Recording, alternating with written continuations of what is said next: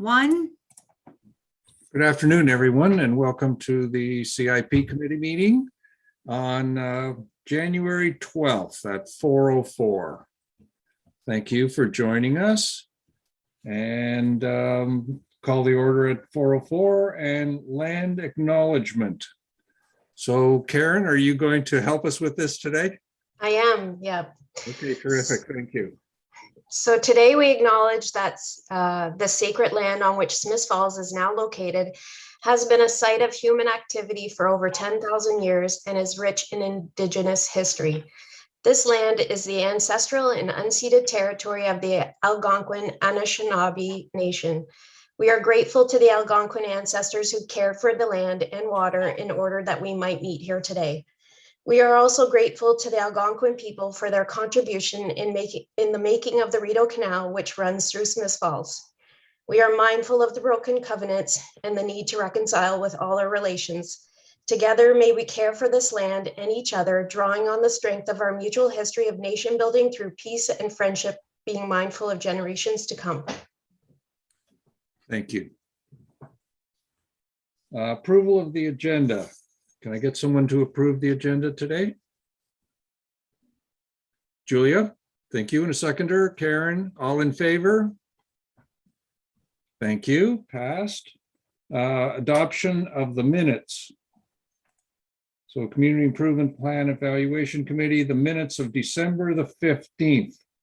Hope everyone has read them over. And I'd like to get someone to make a motion. Chris Samir to approve. Julia to second. All those in favor? Okay, thank you. Passed. Disclosure of monetary interest. Anyone have a disclosure of monetary interest tonight? No? Okay, thank you. We'll move right on. Project updates. Mary, can you give us a project update for 7 Maple Avenue, programs 4 and 5? Sure. So this application was presented to council this last Monday evening. So council supported the approval of program 4 in principle with additional conditions, actually. So staff consulted the developer prior to going in, and they agreed to provide dwelling units with enhanced accessibility, which is above and beyond the requirements of the Ontario Building Code, as well as 2 affordable 1-bedroom dwelling units on site. So council has granted will be granting in principle approval next Monday evening with those additional conditions. Staff's understanding is also that program 5 was also approved. So the committee had basically said if they weren't successful in principle for program 4, the program 5 could be treated similar to a consolation prize. But our understanding is that both have been approved. Perfect. Thank you. Any questions for Mary on that one? No, all good. Okay. Correspondence items. Hotel Rideau, Mary, and I guess you've got something to add on this one also. So sure. So I mean, this is just a correspondence item, but Carl asked me just to pose a question to the committee. So this is just a funding scenario that I was directed to bring forward to the committee for this month. So it shows roughly $100,000 in released tasks and released rebatable taxes for 10 years for the Hotel Rideau Program 4 application. So the question that's just being asked for the committee to have a brief open discussion on is just ensuring that the committee has considered whether or not their direction to staff is consistent with the in principle approval resolution adopted by council. okay. All right, any comments from anyone on that or questions of Mary on what council is suggesting here? No? Okay. Okay, so from what I see from your note here, he wants to get our approval that if in the event he is asked at the management level or at council to make some changes here, that he can proceed with that. No, not necessarily. So what it is that we just want to ensure that the committee did consider council's resolution providing in principle approval to this application when they developed the motion. And in the event that that question is posed around the council table or from management staff, he wants to ensure that the committee can confirm that, yes, council's resolution was considered, as well as possibly any feedback that could be received from the developer on this. Okay, does he want a motion from us or just a discussion around the Just a table? discussion if you guys have it, or just confirmation if that's all you're wanting to give, that yes, it was considered. Okay, I think we've heard the whole thing and I think it's been considered. Any other comments on that? Okay, so I don't think we need to pass a motion. You can put in the notes that we've listened to what Carl would like from us. We've considered it and we've moved on. Perfect. Thank you. Okay, thank you. Okay, priority issues, 30 to 48 Beckwith Street North. Or hang on a second.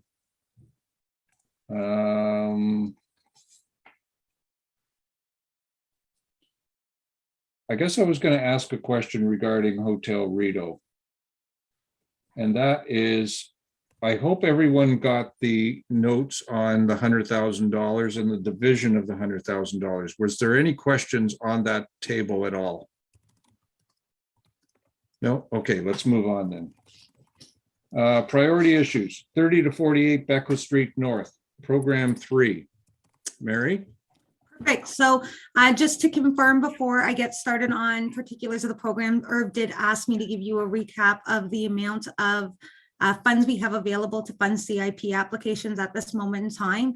So right now, the availability of funds is at $3,301.60. So that's what's available at this time before we are reviewing this application. So this application in particular is an application under Program 3 to support the renovation of an existing commercial unit. It's one unit. There's two different storefronts. One's the former Grunts and Giggles location at postal address 34 Beckwith Street North. And the second storefront location is the former Groggery location at 1A Russell Street West. The renovation to the two storefronts is to accommodate a new expanded location for the Pickled Pig and Sweet Scoops, which is currently located at 1 Chambers. So essentially what Program 3 offers is a rebate of applicable planning and building permit fees to a maximum 75% or $10,000. Just as a quick recap, so the cost of this particular building permit has been projected in accordance with the 2021 building bylaw rates. So the cost of the permit for the commercial renovation is calculated as 1.9% of the estimated project value. The contractor has estimated a value of $135,000 for the project. So the estimated building permit cost came out to be $2,565. In accordance with the CIP policy, there is an eligible reduction of 75%. So therefore, the applicant has demonstrated a maximum eligibility of $1,923.75% of CIP funding under Program 3. To confirm, staff have conducted a review of the application within the context of Section 8.3 general eligibility requirements. An evaluation matrix specific to Program 3 has not been created by the evaluation committee at the time. However, there is an overall kind of catch-all evaluation matrix for the suite of programs. So that was provided in my report in the event the committee wants to use that for their consideration. So generally, this proposal supports the renovation of two existing commercial storefronts within the downtown. The application will contribute to the vitality and viability of the downtown and will help enable downtown to become commercial, social, and tourist destination in accordance with the goals and rationale of the CIP. The application also supports business attraction and retention, as this is an existing downtown business looking to expand, thereby supporting growth and local employment. So I've supplied a draft motion for the committee's consideration, and that's all for me. Okay, you also sent out a supplementary note as to what they were looking to do. That's correct. So I didn't have specific details as to, and I apologize, I don't have my email up right now. I have a limited screen space. That's Yes, they did supply information of what is meant to be achieved through this application. So some of that was supplying a full commercial kitchen. There was accessibility features in there. So I wanted to ensure that I had more details for the committee's consideration of this. Okay, I'll just go over that. A full commercial kitchen, accessible entrance with automatic door openers, accessible washroom, accessible travel through the Pickled Pig for both staff and customers, multifunction room for meetings and classes, an indoor seating area, an expanded market retail area to include large variety of take-home food and fresh local grocery items. So that's what they've provided us as to what they'd like to do there. From standpoint of economic development, I'll just turn to Julia to see if she's got anything she'd like to add to what's been said already. No, it's a great project. We have been in talks with the business owner, and it's going to take a space that's currently vacant in our downtown, and we're going to fill those spaces. There's going to be substantial renovations that have to be done, especially from the accessibility side. So from $1,000 to $2,000 from CIP, I think it's a nominal amount. So I definitely support the application. Okay, thank you. Any other comments right now? Anybody like to put their hand up? Chris or Chris? One of you must have something to say. Dorothy? I just wonder if you have any detail about what they're planning to do to the outside, because you said renovation of 2 storefronts, but everything that Herb listed was on the inside. Mary No? or Julia, do you have information on that one? Yep. So some of the designs that they've provided, they are looking to do facade improvements, both on Beckwith Street, on Russell Street as part of their second phase. They're looking to get the interior completed, and then they'd likely be coming back to CIP at some point when they do facade. New signage as well is included. And there's a proposal for a mural potentially on the side of the building. They're lessees to that property. They're not property owners. So there is still some, conversation that has to be had in order to approve some of those things. Okay, thank you. Thank you. Chris Samir? If we gave 40,000 to the old KFC, I would find it pretty hard for us to refuse $2,000 for this project. So I don't think we have a leg to stand on to say no anyway, so. Okay.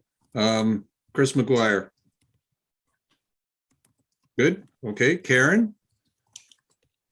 I think it'll be a great addition to the downtown right across the street from CIBC. Willow & Co. is beautiful, and what they've done there. So it'll just make the front street that much nicer, I think. So I'm totally in support.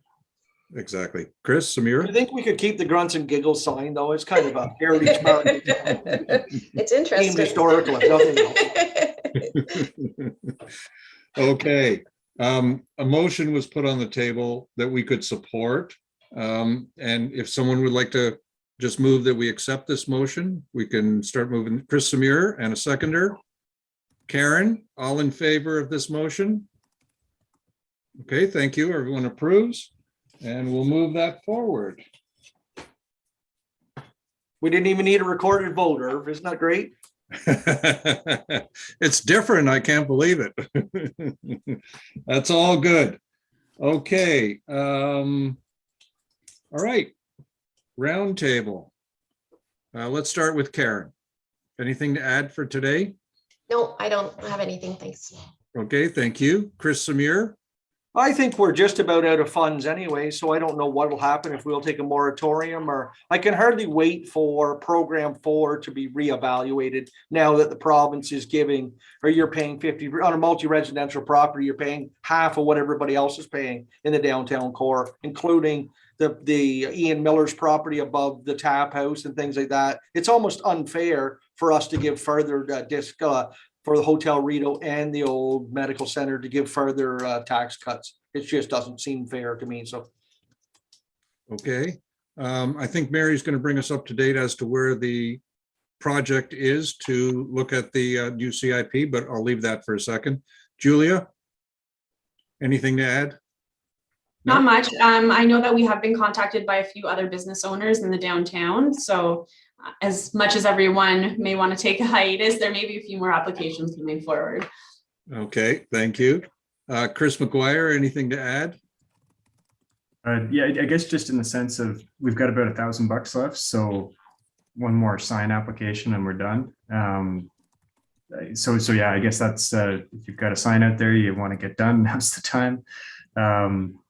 But yeah, the program 4, I don't know if those conditions were put onto it at council, so I just I don't know. The approval in principle thing makes me really uncomfortable still. So, and I don't know if the developer knows what we've agreed to either. So I think I agree that, yeah, we need to get some structure here and hopefully the review, I saw the ad in the paper. So hopefully we'll get that soon. And in another 8 months, this committee, it'll be at the end of our term. So Exactly. Yeah, the worst is probably behind us. Dorothy, No. nothing to add? Okay. Mary, So I'll mention a couple things. So to speak to Councillor McGuire's comments, staff themselves did the conditions that were presented to council that we believe were tacked on. They were discussed with the developer before that presentation to council. At this time, to clarify, council, this last meeting was committee of the whole. Any proceedings won't be confirmed until this coming Monday. So my project update was just on staff's understanding at this time. It has not been confirmed at council. Lastly, I just wanted to advise that we all know that the downtown and waterfront area CIP is scheduled to be updated this year. The request for proposal has gone out and it's scheduled to close on January 17th. To bring the committee up to speed on that, you were included as part of the consultation process, as your mandate does allow for policy consultation. So there is likeliness that the committee can expect a few meetings this year that are not application related, but to review policy or any deliverables from the chosen consultant once we commence that project. okay, excellent. Thank you. I don't have really anything to add, except that our next meeting, on the bottom of the agenda, it says the next meeting will be Wednesday, January the 12th, but it will actually be Wednesday, February the 9th. Okay, so please put that in your calendar. We always keep them the second Wednesday of the month. So Wednesday, February the 9th will be our next meeting. We will hopefully have an application or two for a sign or something else to bring our budget to zero, and then we'll move on from there regarding policy decisions from either the consultants for the new CIP or the waterfront, whatever is going to come forward. So we'll be able to tackle some of that. So I think that's it. So I will call an adjournment at 4:22. Thank you very much, everyone. That's one of our shortest meetings ever. So great job, guys. Bye-bye. Have a good one. Have a great evening, everyone.